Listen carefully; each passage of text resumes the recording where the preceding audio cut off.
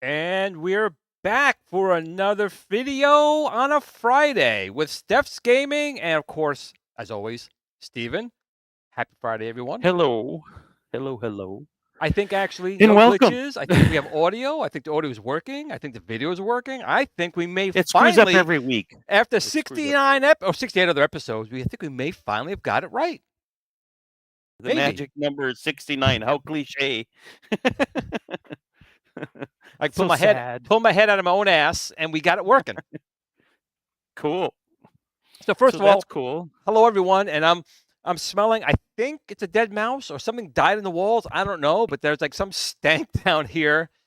That When was the last time you showered? Oh no, that could be it too. That could be it too. Yeah. I've been a busy boy. Did you do a sniff test? You're supposed to do a sniff test. Well, we have a lady on here. Let's supposed to do it now. We can't do it now. But anyway, everyone, welcome. We got lots to talk about tonight. We do. We got lots to talk about. We got some Atari stuff. We got some Star Wars stuff. We got Steph's Gaming. I need to talk about her channel and her stuff. She did a couple of videos recently about quite a few things. And I did subscribe today. I don't know how many subs you had, but I got added one more for you.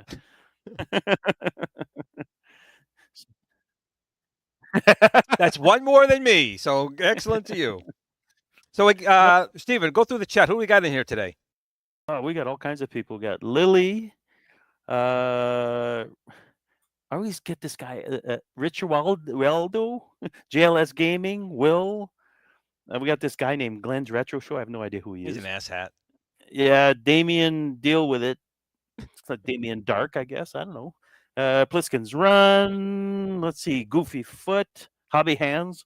These are regulars. They're like Norm from Cheers. You take his chair. They don't like you, kind of thing. Biggie D's Arcade. Sure. Glenn Baisley and Jason and Zero Redux. So nice. We got 23 people in the chat. It usually climbs up to, lately it's been over 70, which is great. Almost my age. Getting close to it. 70, you're an old guy. One of these days you'll laugh. So we got more people coming in there. I could be here all night, but how was your week, Glenn? Week you was good. overworked? There was a pretty big news from Atari. I mean, Atari's been getting some news out lately, but they have. Oh, that's the wrong page. I didn't have the wrong thing up already. Bang! See, that was my screw up. There we go. So Atari's got this new 2600 Plus here now. I know I didn't do a video on it when it first came out because I was going to talk about it tonight. But key thing to take away from this, everyone, is it's not hardware recreation. It is actually emulation, and nothing really wrong with that per se. But just be aware that this may not play everything. In fact, they have a hardware gaming list. It does take cartridges, and I can almost guarantee it there's a few in there downloads. don't work. It's going to download the ROM off the cartridge and basically dump it. Games are 2K, 4K, maybe 32K, 48K, maybe, which will download incredibly fast. But there is a list, and some games don't work. Now, what is nice about it is it's about, I think, 80% full size. But what pisses me off 60. more than 60. Well, I think it's pisses 60. me off. Yeah, It is 80. See, Steve, it's 80. Okay, that was 60. Well, you know what the problem is? It's My 80 bad. inches, maybe 60 centimeters. Those Canadian inches, those weird, maybe numbers. the metric thing. But what's got me Sorry. pissed off mostly about this is I'm sick and tired of the 4 switch. If you're going to do it in the design of the original. If you're recreating it from Atari, do the It's too late heavy now for sixer. these guys. It is, but a 6 switch is what you want. You don't want the 4 switcher. I hate the 4 switcher. I want the heavy sixer. So already I'm going to wait till this thing goes on sale at some point. I'm not going to buy it initially. The good points is that the joysticks are compatible. So if you have your old Atari joysticks, you don't have to buy a secondary one. But if you do want to buy the new ones, they will work with your original Atari. The paddles also are backward compatible. So those are the good things about it. So you can buy yourself some new joysticks. You buy the damn thing just for new joysticks and new paddles to play on your old system. You can, and you probably destroyed in the first place. So it's a light. They designed it off of the light 4 switcher. And Stephen, to answer your question before, there are, as you can see right here, dip switches on the bottom of the cartridge. Oh, there is, eh? Yes, which leads me to believe you have to pick the bank, and when you put the cartridge in, it's going in, it's soft downloading that ROM into the internal storage and running the emulator. What emulator? Don't know. I didn't notice any USB ports on the back. I know the HDMI is out there, which is kind of nice because the 2600 and 7800 are notorious for not having the best, well, definitely not the best RF signal. But even if you mod it with a composite, you still get some noise. So I do like that ability about it. But just think about this for a second. It looks nice. You can take cartridges, which is nice. But the Atari Flashback 2, that's actual hardware recreation. So there was a flashback. The second one is actually recreated in a single chip Atari 2600. The compatibility will be much better. Now, the downside is you have to put your own cartridge connector in. You have to modify it. But there are people who do that. So I'm just letting you know there's other choices other than this. Now, this is going to look better. I mean, there's no question. This looks nicer than the Flashback 2. But then there's also even the At Games versions, which look smaller. They're cute. But they have an SD card on there. So you can load games fairly easy. Now, Steph Gamins, what do you think about this? She's been dying to say something. Yes. I've been watching the screen. So, she's dying to say something.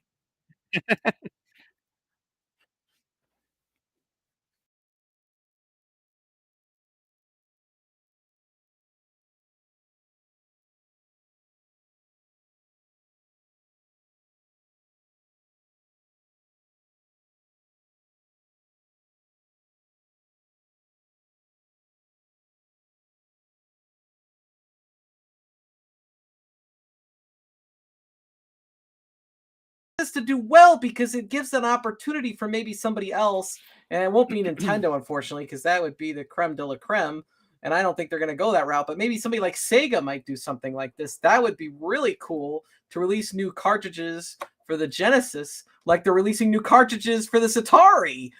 And so that's what's really cool to me. And I also like the history of Atari.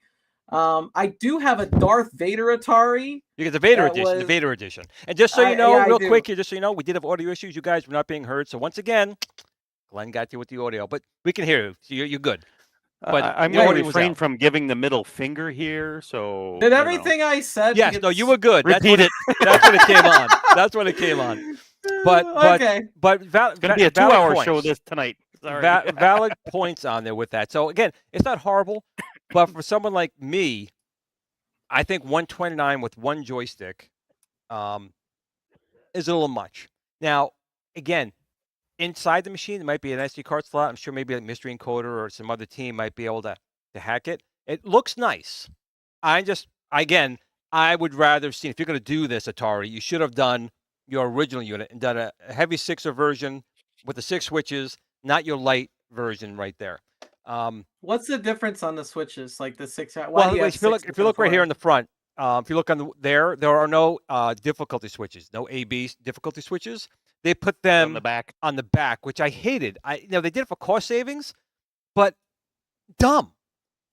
Oh yeah. I mean, how much did they really shave off of moving those switches there, which were on the main board, to the ones in the back? So that always pissed me off when they went to the 4 switch. I will not buy a 4 switch here. I have a Junior. I do have an Atari Junior unit, but I will not buy a 4 switch unit. I will take my Atari snub nose up at the 4 switcher. You are an Atari snob. I am. So I'm guessing the Vader has a 4 switch. It is a 4 switch, but at least it's black and it's the Vader edition. So at least that one I can kind of do a little bit better there. What do I got? I got a Light 6er, a Vader, and the Coleco Gemini, and the Coleco adapter thing. Those are the Ataris I own. I'm going to make a prediction about this thing. People are going to gut the crap out of it. Well, I think they put will. Something better inside. What is good about it is it does at least play 2600 cartridges, and it'll probably play just about all the 7800 official cartridges, which is nice. How many games was there? How many games was there? 7800, it was like something like 20, 25. But here's the thing. That's it? Really? There's been a lot more games on the 7800 released as homebrew. Oh, yeah? And there's no guarantee that this is going to play those homebrew. Also, a lot of people have not a lot, some people have the Harmony cartridge. And the Harmony cartridge is a flash cartridge for the Atari. You put an SD card in the cartridge, you can play all the games on original hardware. No guarantee that's going to work here on this machine. So, again, I applaud Atari for bringing it out, because I do think it looks nice. I like that I could play, but here's the thing. You're playing 2600 games, which is nice. It's doing 7800 games, which is nice. Why leave out the 5200? If it's going to be, it's an emulation box anyway. Why not might as well throw that emulator in there? Not? Exactly. Why not throw in and play the 5200 as well? Somebody will, Glenn. Well, they will, but again, it would have been nice for them to make like a re-release, a better 5200 stick that you can buy. I would buy that. I would buy that to play. Oh, I could play this on this and play the games, because the 5200 controller, I admit it, it's bad. It's bad. Now, Steph, what do you think? Do you ever play 5200 at all? Did you play 7800 at all? I've just played what was on the Atari 50th collection, to be honest. I inherited an Atari Vader edition, and I purchased a couple games, and it's basically in my son's room. It's mostly, it's my son's. But I thought there were some games that needed to be in there, like Space Invaders, exactly. that kind of thing. Exactly, yes. And just from a historical perspective, anyway, I saw that they have an upgraded version of Berserk you could buy for $29.99. I thought that was pretty cool. But see, you can get paddles. That you can get that ROM anywhere with the voice enhanced. You can get that free. So, but it'd be nice to have the box. Physical cartridge is cool to me. Yes, I agreed. Yeah. Continue. I have some 2600 cards, but.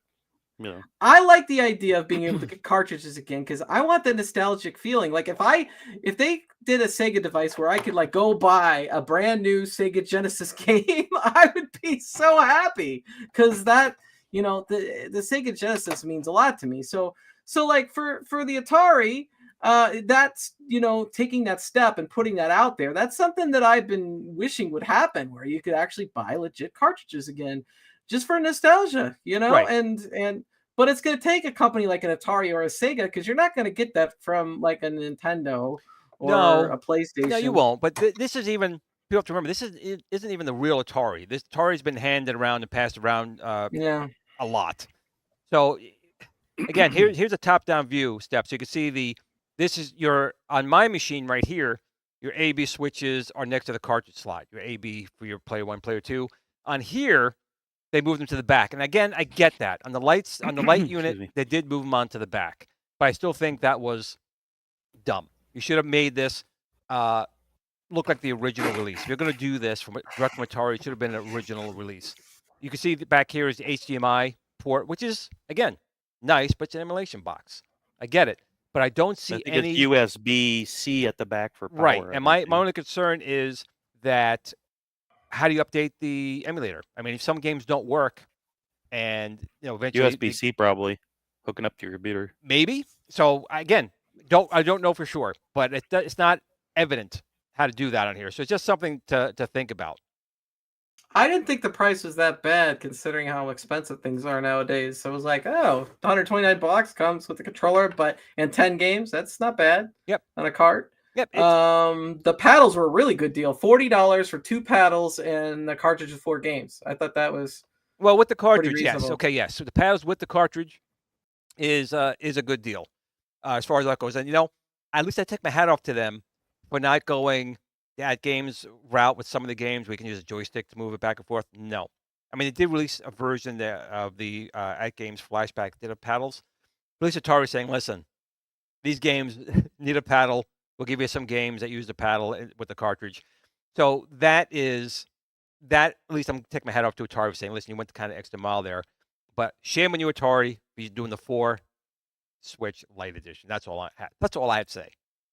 Because I did see the... Go ahead. I'm sorry, Steps. No. I was gonna say I saw the list of games that they had. They showed every single game, whether they tested it or not, and which games had failed. And there were 3 games that failed the test that are not compatible. And I can't tell you off the top of my head what they were, but I went through the list earlier, and so it was interesting. Most of the games play. A couple games are untested. Maybe there's a pile of games for the Atari that aren't even listed. Well, that's the thing. It's like a sliver of the list. There's over 1,200 games officially released, and then there's homebrew. Dang. Oh, yeah, that's right. Because even after its main lifespan, even when NES was out, they were releasing titles. I remember that from the Activision interview on the Atari 50 collection. And one of the best things is the Pac-Man 8K. I mean, I understand that Pac-Man, people probably want to play the Atari version of Pac-Man for the nostalgia. But Pac-Man 8K is a phenomenal port. Oh, it looks incredible. Yes. But will it work on this? Now, you can see right here, specifications. It is a Rock chip 3128 system on a chip. So it is not a recreated one. If you actually want that, the only game in town, honestly, is the Atari Flashback 2. You can still get them. And there are people who pre-mod them to take cartridges. If you don't put the cartridge in, it plays the 20 built-in games. You put the cartridge in, a little switch goes down, and you can then play it. But that's actually recreated hardware. Or, like Steven has, he has the Mister. And I'm sure there's an emulator for the 2600 and 1700 on the Mister. There is, and a 5200 also. So what I'm getting at, I think, with this is I'm curious to know the specialty cartridges that the homebrew community developed, because there's some homebrew physical cartridges that have better sound chip, like right on there. They have bank switching for more space, all that stuff. So it's interesting, you know what I mean? And I'm just curious to know if that stuff's going to work. Those specialty cartridges that they've developed later on, years and years after, from the guys from Atari age, they sell those cartridges there and all that stuff. Right, so like you kind of they show the paddles and the joystick, but there also was the keyboard controller, and that was used for like. Was there really? Yeah, I didn't know that. Atari Basic or Star Raiders. Star Raiders had its own gamepad as well. It was a special little gamepad that you could pick your shield and so forth. I didn't see that on the list. I didn't look too hard though.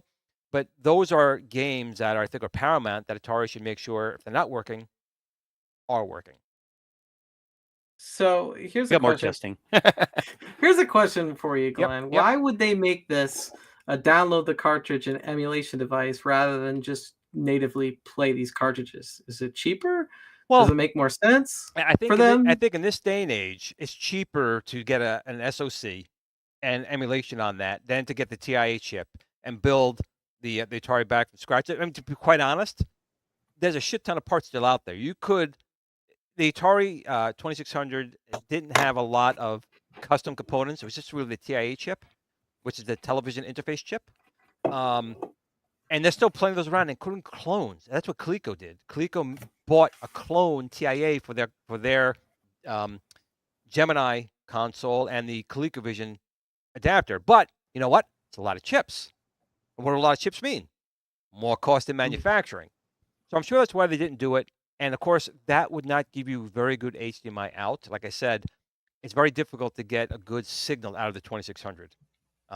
If you ever open up one, Steps, if you ever open one up, there's probably a piece of aluminum heavier than your car that covers these old Ataris. Because back in the day, the FCC was really big on making sure that you had RF shielding on your units. This thing was a block of aluminum. It was just a block of aluminum. Atari just said, you know what, just cut this piece, slap it on Shove top. it on there. Yep. They did. You can actually put. It is heavy. You take 4 2600s, you could park your car on top of it if you have to work underneath, because that's how much aluminum is in there. Oh, there was a ton of it for sure. Yeah. But that's it. But I just think, for me, they missed the mark with using a 4 switch and not putting the 5200 on there. If you're going to do the 7800, you should have did the 5200 as well and offered a cool retro 1500 joystick to relive that times. I'm sure you didn't even touch Steps. You ever try 5200? No, but I've seen it because I did the Atari's 50th, and they explained like the whole history of that early era of Atari up to like the Jaguar. Mm-hmm. And so they explain each Atari, and I've seen the controller. It's very different. You know, they definitely took a risk, kind of like Nintendo did with the Wii on that one, but the Wii was obviously a lot more successful. Yeah, I probably played some of the games because I played that Atari 50th. I actually spent a lot of time on it because I just wanted to know the history, because I kind of missed that era of gaming, or missed that brand of gaming. Now, the one thing that sucks here, Step, with the you got the paddles here. The best game for the paddles is Kaboom. Kaboom. Yeah, I know it's an Activision license. We said that in stereo. Yeah, I mean, that is like the epitome. And again, I didn't see it on the list. Again, I didn't check. If anyone could check in the list, is Activision's Kaboom compatible? Because if it's not, then this is a hard no. It's going to flop. Well, brings my question.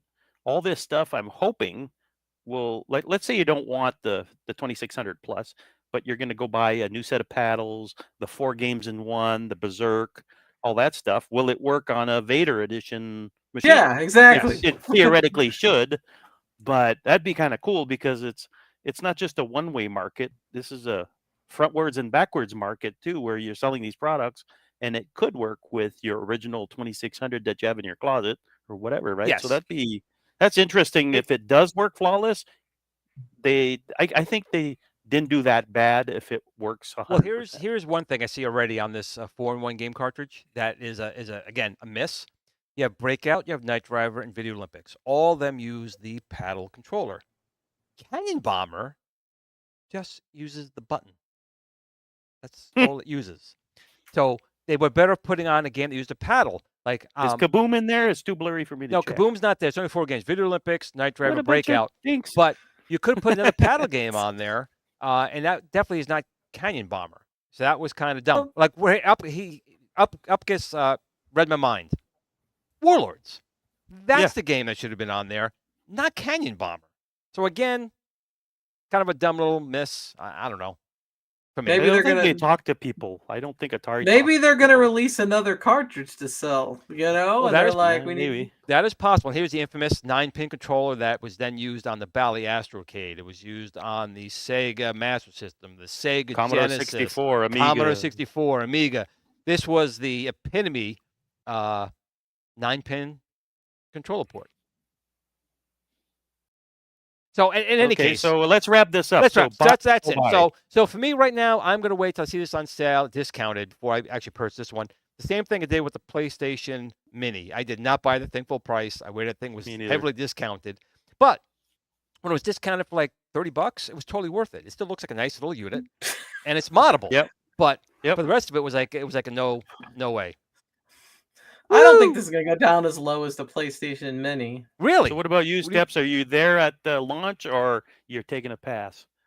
I am interested in supporting it, because just like the reasons I said, I'd like to see some more stuff come out with cartridges again. I know Evercade does, but I want something from like a Sega. Like I just said, I really want a Sega. Master System, Genesis, I don't care. but Well, Genesis is the only one that make money. they Probably. Rogo's sell Rogo's the, Gaming and Gadgets says Kaboom is on the list, so that's one Uh, little feather they can put in the cap. That's like the best game. Awesome. So thank you for I- checking for us. If the money's there for me, I'm interested in buying it right away. If the money's not there for me, I'll buy it later. But I think I am interested in it, just because I think it's something that's really cool. You I should gotta- I buy gotta the ask- I'm asking- FPGA Sega Genesis. So we have the Rexer show in here. Rex, are you gonna buy yourself an Atari 2600 plus, man? Put it in the chat. Let me know. You gonna buy one of these suckers? Let's see what he has to say about it. Boom. Me, I'm going to buy the accessories to replace my Mm. old accessories. Now That's what I'm doing. let's gear, switch gears a That's little a good bit. idea. I know Steps is excited about this too. Berserk and Frenzy from New Wave Toys. Yes. Now you played those games, right? I knew you were playing them Yes. on the emulation. So did you grow up playing them, or you just kind of started playing them more No. now? No. So here's what's going on. All right, I'm gonna be like completely transparent with you.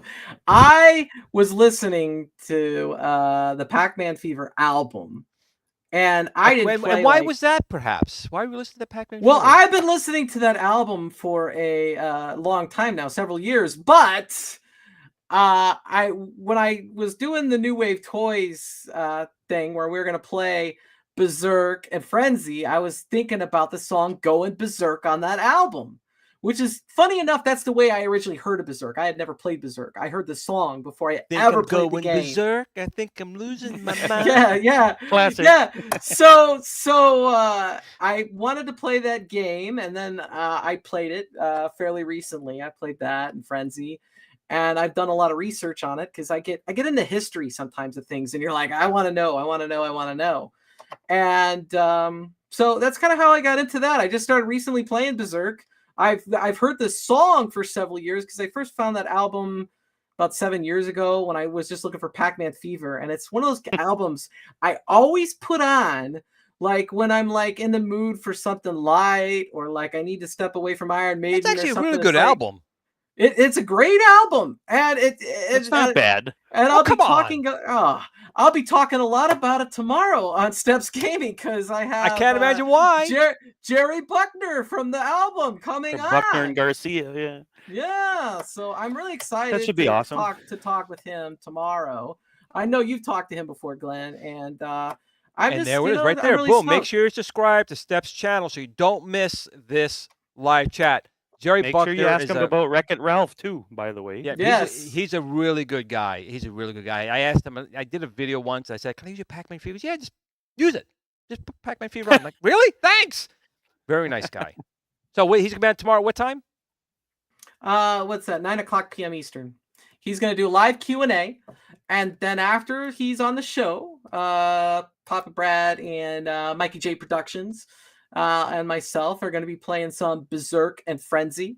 So it'll be fun. We're gonna see who dominates. I'm sure it's gonna be Brad, but we're gonna have a fun time. He destroys. He smacks and beats the hell out of his controller. Of course, he's gonna win. He kills it. He plays all those games. He was around when they originally came out. I was like, when that game come out? 1980. I was born in 80. Do you say 1880? Do you just say 1880? 1980. You know, I 1880. may have to Holy crap. challenge Papa Brad to some of these games. I think he might be a worthy adversary. I may have to challenge him on some of these. Yeah, you can come challenge him. You can come on. Is this Mortal Kombat now? What the hell?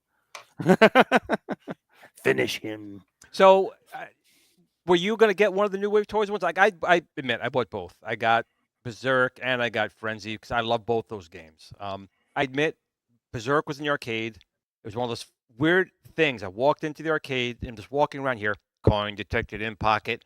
And I'm like, what? It was 82, right? So I was like 13 years old. I'm like, how did it know I had a coin in my pocket? It was weird. And true fact, you can look it up. The very first gaming fatality was playing Berserk. A gentleman had a heart attack playing Berserk. So, fun fact, the first murder by a video game AI against a human being was Berserk. Damn. And I never played Frenzy in the arcade. That was on the ColecoVision. And ColecoVision had a very good port, which they had in the iArcade. Did you have it on the iArcade, Steps? I did not have it on the iArcade. I wonder if I could get it now. You might. You might. From what I they're hear, I supposed don't to get have the- one, but To get it the sounds like you Coleco, will. I have it on my iArcade now, but I don't have the ColecoVision version. So You own a ColecoVision? no, I played a ColecoVision once at a friend's house who was older than me when I was in school. He's like, I have this ColecoVision, and I think he had like Frogger or something like that, and that was my introduction to ColecoVision. Wow. Glenn could sell you one. I have 2 working, but one has an F18A in it. And if you don't know what that is, it's an FPGA video chip. So I was able to get VGA out. So I could plug my It looks Atom. incredible with that. Yeah. Yep, I could plug my Atom gaming module into it, and I have now VGA out on my ColecoVision, which is kind of nice. Steps, real quick. This what we kind of jumped into these other things, but I want to ask some other things too, because you're a lady. So when you were growing up, like, what was your 2 questions? What was your first console, your first experience with video games, whether it be you would take it to an arcade or a friend's house? What was your first gaming experience? And Okay. secondly, what was your favorite cartoon TV show? Saturday morning? What was it? The Okay. double hitter. Okay. So I would say first time I ever saw a console game, it was Super Mario Brothers for the NES at a neighbor's house. They asked me if I wanted to play, and I got kind of intimidated, and I didn't play it the first time I had a chance to play. I was like, no, I don't want to play that. So that was my first experience with console gaming, because I was like, what? I controlled the TV. I don't know. It didn't. I was probably 6 or 7 years old. Okay. And yes, my favorite cartoon.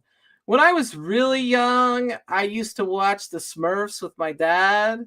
Gargamel and all that. That was. I love the big. theme song. That was big back then. Of course, No Snorks for you? It was definitely Smurfs. I did watch Snorks. I did watch Snorks too. And I remember when the Wuzzles came out. That was a very short-lived Disney cartoon.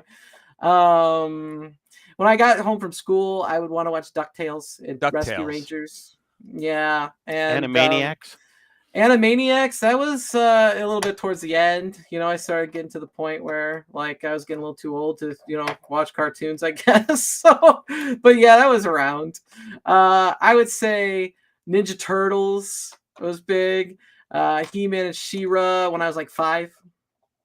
Yeah. 5. Oh my God, you're really making me feel old now, Steps. My God. My God. I was a child of the 90s. We were children of the 80s, Well, let's see. I would have turned 10 in 1990 because I was born in 80. So I'm old. Yeah, we feel old now. Thanks. Now, we were also talking a little bit before the show. We were talking about some Star Wars, and there's actually Ahsoka came out on Tuesday, and I did ask Steps if she watched it, and she's like, "Go ahead and spoil it if you." I'm not going to really spoil it. I'm gonna say. I'm gonna say, I really liked Rebels, Star Wars Rebels. I think I liked it more than Clone Wars myself, just because. Oh yeah, I did too. I grew up during the original trilogy, and Rebels is based around the original trilogy time frame. Not that I didn't like the Clone Wars, I did, but I really liked Rebels. So this is really a continuation of that computer animated series. So I had some high hopes. I had to bug Glenn all week to go watch it. I'm like, dude, go watch it. So I watched it, and I will say that I was a little bored. I found it a little boring. But I still have high hopes. But one thing that's really annoying the heck out of me, lightsabers now are just a flesh wound. That's all they are now. But you don't die from them anymore. No, this is like 7 million degrees of hot plasma jabbed into you. That cut through 10 feet of blast door shields. They go around like this, and it melts it like it's nothing. And it goes to the person, and then 24 hours later, yeah, I'm fine. Let's go. I'm ready to. Let's go kick some ass. Yeah, I saw that. I mean, they fast forward that part a little too much, I think. So I want to get this straight. So in the sequel trilogy, they now can magically heal wounds, which is what Darth Vader needed to do for Padme. Now they can do it. No training. I heal you. They did that. And now Quan Jinn gets jabbed, and he's dead. and like every other person on the planet's getting jabbed, and they walk away 10 minutes later like nothing happened. Am I Advancement in in the chat? Am I technology wrong? or something? Maybe, I don't know. I think it's advancement in technology. Their X-wings got better. I don't know. Who knows? But I think the highlight of that show was Chopper. I laughed so hard when He's they brought awesome. that character to life. He sounds exactly the same. He's Rump, on rump, top rump, of the rump. ship, and he's like talking. You can make out what he's saying. He's throwing stuff all over the place. He's like this disgruntled droid. It's awesome.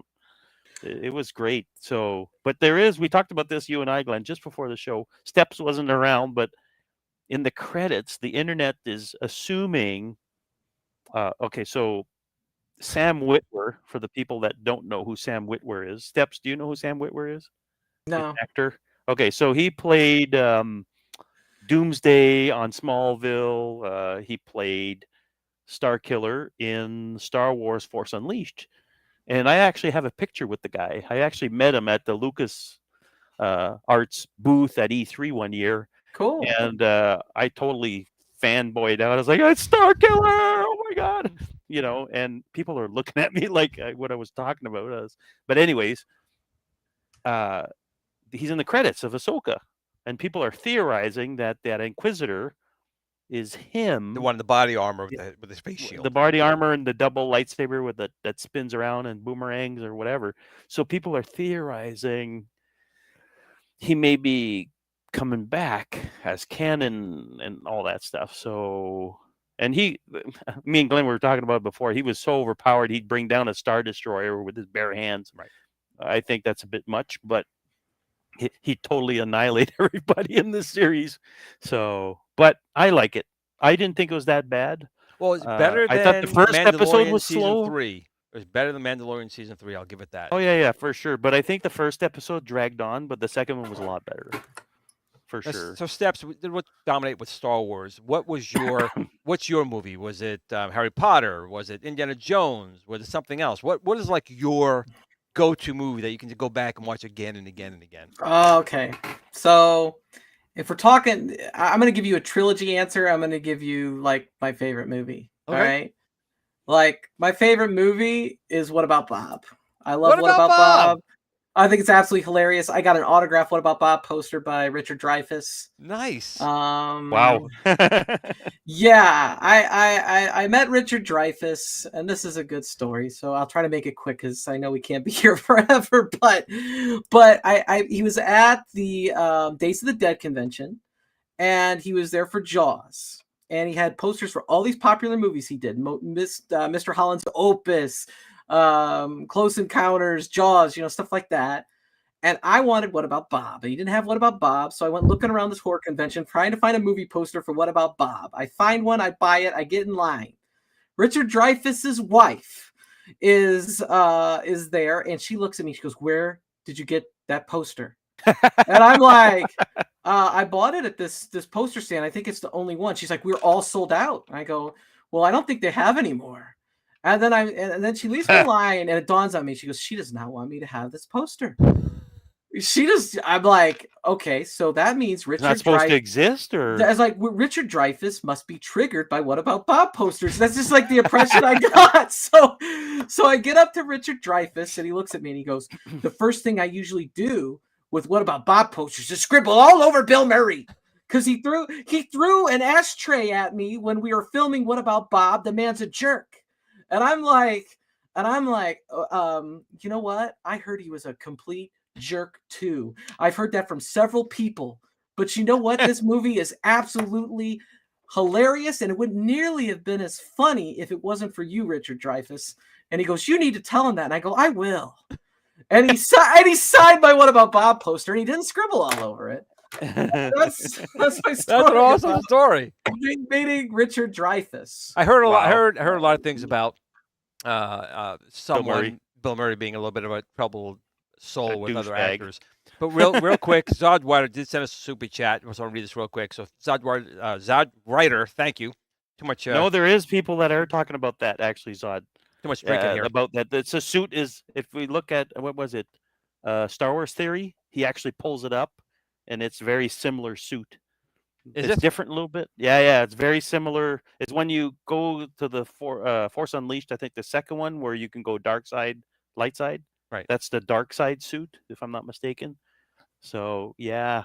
So people are talking about it, but So there's thanks, it's not a Ryder, for big. the super chat. Thank you for that. And I'll Yeah, cut yeah, down a little bit here on absolutely. the well, whenever I'm drinking right here, so I can speak a little bit better. But it's My- Friday. Liquid tr- courage. Yes. My trilogy answer is Yes. Back to the Future. 100%. Ah, yeah. Now, what do you Yeah, think about them that's doing a reboot of that? Because I'm hearing an awful lot of No, rumblings about it. no, no. It was a Robert Fighting Words film. Zemeckis said he would never allow it while he was alive. You know what that means? I really that he's gonna He's die. gonna wait till he's dead. But I think it needs left. It's just so good. They would mess it up. They There's no should way it actually would spin it ever. off or do some continuation or somebody finds the car and It's does some difficult. other shit Yeah, with it. it's difficult. I mean, look at Ghostbusters. I mean, I know they did the recent one where they did pay some homage to it and it was okay, but it's difficult. It's when something is that good. Back to the Future, Star Wars, Everybody Does Dallas, all those type of movies, they're so good. You really can't go back and Mess with it. mess with The- them. The only No. way to do it at this point would for it to be his grandkid. Because we already saw his son, and his son, was what, a teenager in 2015? So, in the next couple years, it would be time, and you could do a grandkid and make it a completely different movie. Maybe, but I don't. Beyond that, I don't want to see him reboot it. I don't want to see do anything. Did you play the game on Xbox? Or Yeah, I played PlayStation? it. Yeah, the Telltale Games. Yeah, that one. That company folded, but that's a good game. It starts out really good. Oh yeah. And then it kind of gets but the beginning of the game is really good. Oh yeah, it's a great game, I think, and the whole thing.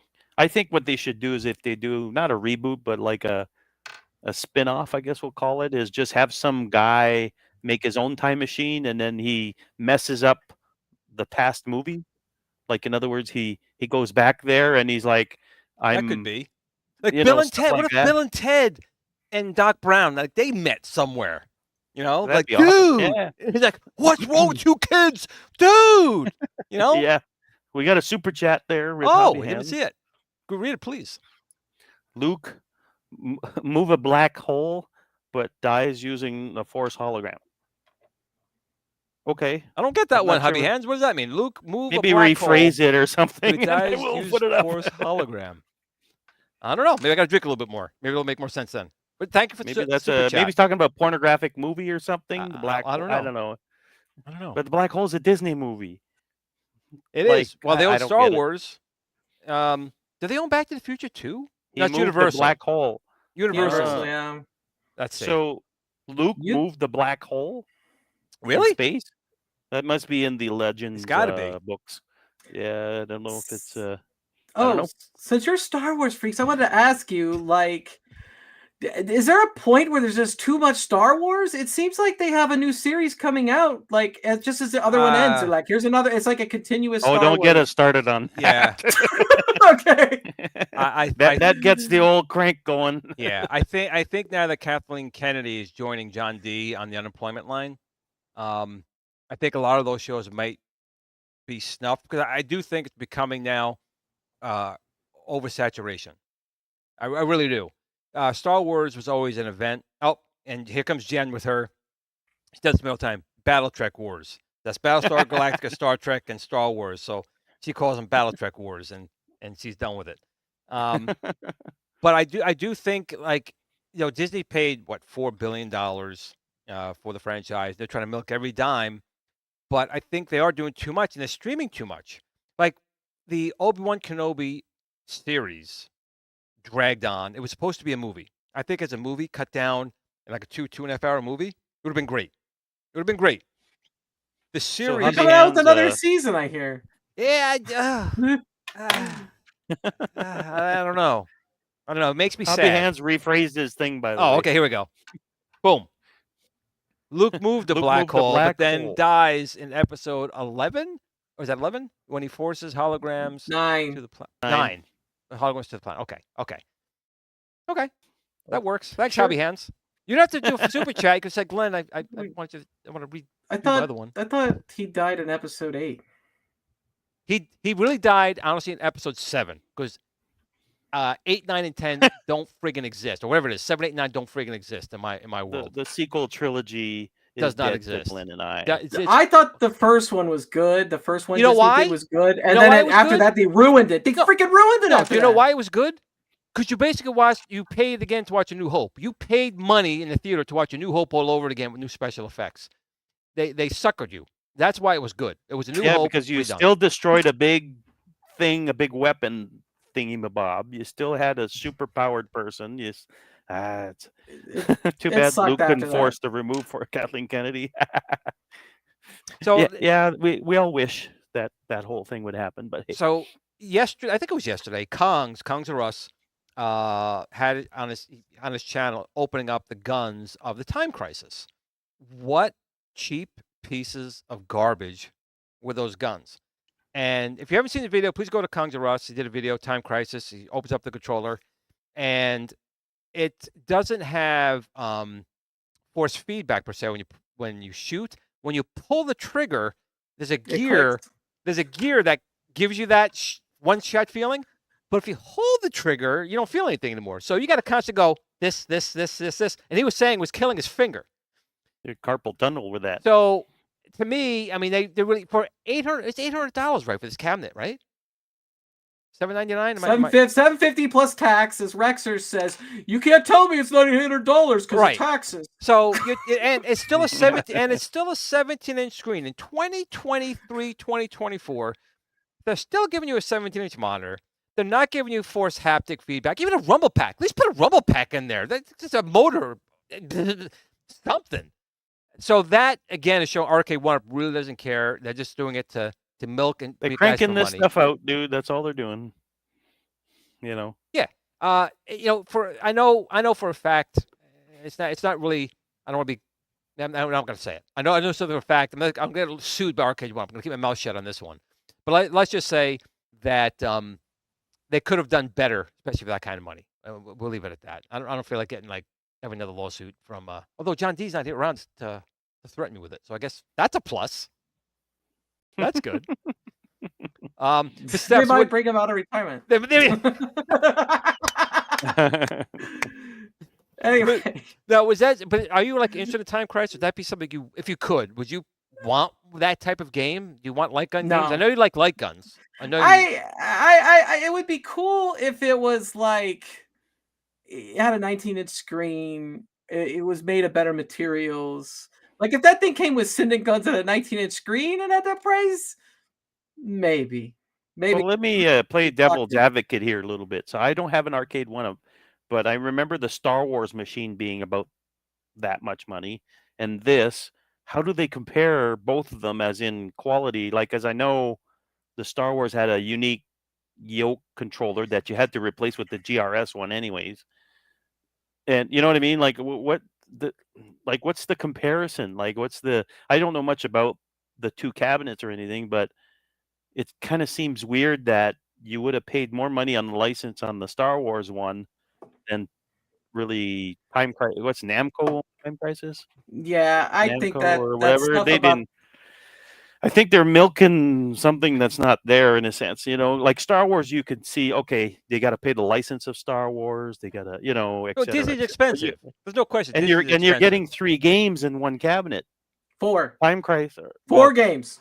Okay, so the shooting one you got 4 games. Okay, that's what I was trying to figure out is how much was included on Time Crisis. I know Star Wars was 3 games. For Jedi. $750. Okay, you don't put haptic feedback back in. You could have went with a 19-inch monitor. You didn't have to keep that small. 17-inch screen should not be on the table anymore. It shouldn't. It should be on the table, but definitely for a shooter. Like Big Buck Hunter and Time Crisis have to have a 19-inch screen at a minimum. Like otherwise, to me, it's a non-negotiable. You're just moving like a small 1/4 inch or 1/16 of an inch just to shoot something on the screen. It doesn't make sense. Well, that's the thing too. Any of the light gun games. I mean, I'm a Sinden fan. I mean, I'm working with them, so there's no hiding that fact. But because that light bar around it, you're losing more real estate. It's not even a 17-inch monitor. It's more like a 16.25 playfield. So if you're going to have Sinden, you have to use a larger display. I mean, you really, really do. Now, I don't know if this would work. If they can use a regular screen and put like a LEDs around the side, because the gun is just looking for that reference frame. Okay. Wait, So I missed something. They put a light bar that's in part of the 17-inch screen. no. What I'm saying is, if you're going to keep the 17-inch screen there, what they should have did was put an LED ring around that 17-inch, so you have a full 17-inch screen.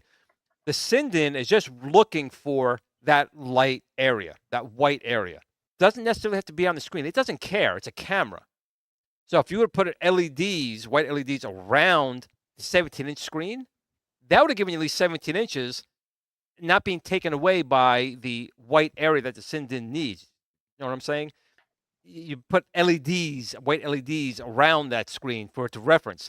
So again, for that kind of money, they could have put a 19-inch. Actually, I think it should have even been bigger. They should have said, hey, RK1 up a back, we're going to give you a 24-inch display, for this game for that same amount of money. They could have absolutely done it for that price point. I think it's ridiculous, especially how cheap they made the guns. I feel bad for people buying it. The cabinet, they should have started at $5.99 and offered it at sale for like $3.99. I mean, that's just what it's worth. Well, you from know what my I perspective. I like I said, I don't own Arcade 1-Up, but being friends with Glenn and the community here, I've always noticed a discrepancy in their pricing, where you have one cabinet that is X amount of dollars, and you have another one that's like $300 more, and you're looking at it going, why is this thing $300 more? You don't see the, like, it's like you're buying a car. If you're buying a car, I get extra better suspension, air conditioning, and et cetera, et cetera. You're getting accessories, you're getting more stuff. But I find with Arcade 1-Up, you're looking at it going, why is this $300 more?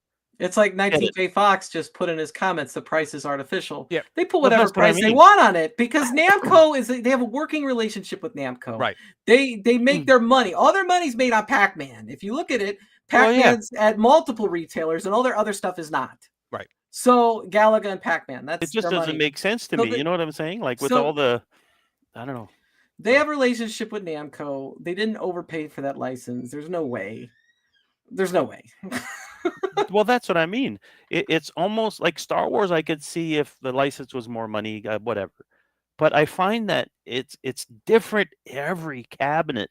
Like it's not like, we've got sort of a, entry level one or mid or top end or whatever. No, it's all over the map. It's literally like, why is this one $800? They just pull that number out of their butts, and that's the end of it. You know what I mean? Like, it doesn't make sense. They spin a wheel. Well, yeah, because they probably spin the wheel of fortune. $750. Come on, $750. I could just see them in $750. They're all sitting in the boardroom like Wheel of Fortune. Go 800, go 800. But that's the thing. It doesn't make sense to me from a third-person perspective. Is like, how do you do your pricing? It makes no sense at all. Like when you look at an Xbox or a PlayStation, you know what you're getting for that money. You know what I mean? It's not like, oh, today we're going to charge an extra $100 just because we feel. Again, that's what they do. My concern is, the Sinden camera part is fine. That's fine. But the gun is very cheaply made, and I guarantee pulling that trigger, that gear is going to strip out sooner rather than later, and then that's not even going to work. So people what did you expect, though? Well, me, nothing. I expected nothing at all. But I just at the price is like a kick in the teeth to the people who would buy it, because it is way, way overpriced for what it is. I don't know what to say about that. I'm just a little disappointed. I appreciate Kong taking the time to take it apart and disassemble it. But it really just shows that they really do not use quality components in there, and it's not meant to last. And the next problem is when it does break, they're also pretty well known for not having replacement parts anytime soon. You'll get it eventually, but not anytime soon. That's crazy. That's how I really feel. It's got to be hard to be in a position of getting the cabinet early and having that advantage, and then actually taking it apart and then trying to actually share your legit opinion.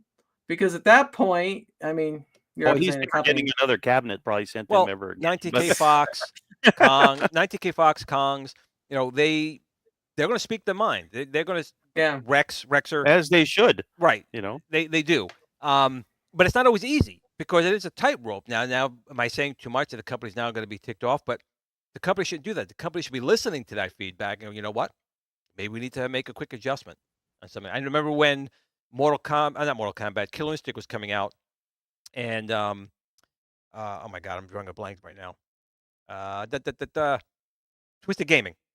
He had gotten an early unit, and he actually said there was these kind of issues, but kind of deaf ears, or I think it was actually kind of late, maybe in the production run. But that's why you want to get these machines out to people beforehand. The whole point of the beta program was so you get it in the hands of people to try it out, and he could say, "Listen, it's a little chintzy. You might want to spend a little more money on this." I get that, but they don't listen. Well, I know that. From what I've heard, because no, they like don't. I had some friends that went to Evo where they debuted Marvel vs. Capcom 2 a year ago, and they said when they got the cabinet in their hands, it was the exact same beta version that they played at Evo. That nothing had changed. wow. And that was like 6 months later, like what, Right. like what? Yeah, you know what? I feel that companies need to handle. There's different companies handle things differently. There's some companies that act like children when they get feedback, and they put their head in the sand and get all mad and then send the troops over to kill you or SWAT you or whatever. And then you get companies that actually listen, and those are far and few between, I find. And listening to feedback will just make a better product. I mean, in the end, if you don't want to listen to nobody, go right ahead. Right. And you know what? I tell people, speak with your money. Speak with your money. Right. Don't give them money if and businesses, that's all they listen to. I tell my kids that. I said, look, don't give people money just for the hell of it. No. Keep your money. Speak with your money. That's how business people understand. They don't understand anything else. They don't understand loyalty, none of that. You speak with your money. They definitely don't. You're right. Money does talk, and I think for what they are offering, I would have said $499 would have been the price point for that unit with that 17-inch screen and the guns. Steps, what do you think? Yeah, like I said earlier, they could have tried if they wanted to be a little greedy, they could have tried for $599 to start and then gone down from there. My impression of what they do is they're like, okay, we need to sell this for at least $300. So let's start out at $750, see how many suckers we could get. And we'll get all the first adopters for $750 and we'll make that profit. Then we'll drop it a little bit, see how many second level suckers we could get. And then we'll drop it down to the price we actually need to sell it for and get them all out the door. They don't seem to have like a set guideline for pricing at all. It's anything goes. Let's try to get the most and then, weed whack it from there. Which again, that's not for any company. I think that's what they're always trying to do. I'm going to try and get as much as I can for a product. I mean, that makes sense. But again, Arcade1Up tends to have a reputation for not having the quality, not having the best build quality. I don't know. I don't know, dude. I think of them as the McDonald's of arcade machines. Well, that's what they You don't go to McDonald's for a steak there. You go there for a cheap, quick fix burger, and you'll probably pay for it an hour later. Your body will reject it. To me, it's the same thing. And it's funny you say that because McDonald's isn't cheap anymore either. So they're cheap, but they're not cheap. But the food is kind of cheap. To me, it's like that. It's basically, yeah, it's cool. It'll get a quick fix to whatever, but you'll pay for it later. It's by upgrading the buttons and sticks. Yeah, well, that's what marquees. People did. I had a bunch of friends that bought the Street Fighter Champion Edition one, the first one they released. They replaced the whole control panel. It's like, what are you doing that for? My Big Blue has a custom control panel made by Bobby Fu. Well, that's what I mean. So, it's like, why bother? I love it. Well, you made it better, is what you did. Well, it's almost like Arcade1Up is a good starting point if you want to mod it. But then if you're spending $900 on a unit, do you really want to spend more money modding it to make it decent? It should already be decent, and then you could take it to the next, as people say, the next level. Yeah, after the fact. No pun intended. Yeah, I mean, again, when Street Fighter came out, the original units were $300. I remember they originally were trying to sell them for $400, and they dropped them from $399 to $299. I thought $299 was a great price until I got my hands on it and found the asteroid spinner was like a crappy thing, and there were other issues. But at least at $299, it was more palatable. I could say, okay, I can spend some money to fix it up. Not at $800. That's just not good. Yeah. Now, I know we're Yep, running out of that's time. exact- Super Gamer Dudes is coming up, and Steven's got to pick up his kid. But Steps, I want you to promote your channel. I want people to go over to Steps Gaming. At Subscribe. Steps Gaming, all one word. That's my channel. At Steps Gaming. Tomorrow 1P. night, 1P. STEPSGAMING. Tomorrow night, Jerry Buckner from Buckner and Garcia, Pac-Man Fever. If you know the album, you know the song. You could come live and ask any questions you want. I'm going to try to pick as many questions out of the chat I can. We'll get your questions answered, and we'll have some great nostalgia talking about the album. And then after that, we're going to play some Berserk and some Frenzy and see who on the panel is the best. You guys at all that. got to go there. I mean, if you guys like our show, you're gonna love Steps and Absolutely. Jerry. And Jerry Stringer Films. Bruckner. First, I want to welcome Stringer Films here today to the Super Chat. Just stay away from that 10-cent cheese. Probably very smart. But listen, I want to thank Exactly you it. guys again for coming. We had to cut this right on the dime. Stevie's got to pick up his son. Steps, I want to have you back on again another time. Definitely. We love having you on. Awesome. Thanks. Awesome time. Well, be sure to drop in tomorrow, though, 9 p.m. Eastern Time to catch Jerry Buckner, Pac-Man Fever. Great album. If you ever listen to that album, I know it's Pac-Man Fever, but it really is a good album. It's enjoyable to listen to. Doing the Donkey Kong. And, Yep. Going Berserk. Yeah. Hyperspace. All game-related songs. Yep. Then I like actually do the Donkey Kong. Come on, come on, come on, come on, do the Donkey Kong, do the Donkey Kong. Good album. Thanks for that, Glenn. So I on that won't- really bad note, listen, once again, we thank you guys in the chat. You guys are friggin' awesome. We enjoy having you guys here every Friday. Go over to Super Game Room Dudes. Tell them that Steps, Steven, and G-Man sent you over. But in the meantime, what do we say, everyone? Game on. Game on. Tell your family and friends Sure. that you love them first. Then you go game on. Peace out.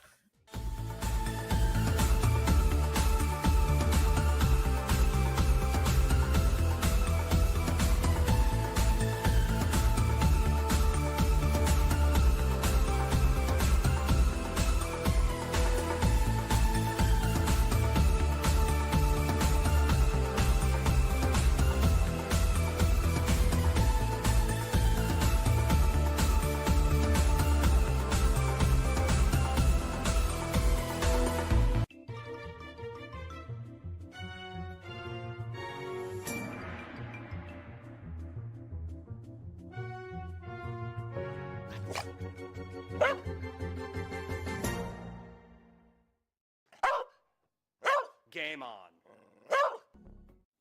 Sit, Blue, sit.